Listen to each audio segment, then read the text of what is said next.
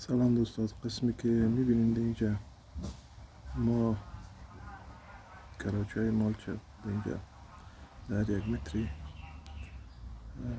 جای به جای کردیم و بعد از این فرش میکنیم. کوشش میکنیم که گلا رو زیر مالچ یا خاک که میبینیم رنگ سیاه داره، خاک زراعتی هم گفته میشه. باید گلا رو کوشش کنیم که در زیر نکنیم. میره کلش اسپرید میکنیم و کلش قسمی که میبینیم باید میره قم کلش هم سطح باید کلش هموارکاری شود دیگر. به این خاطر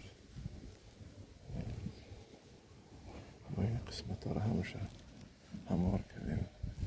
قسمی که دیده میشه دیگه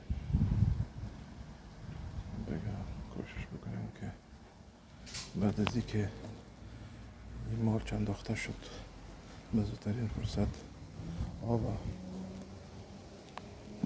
فعال بکنیم برش که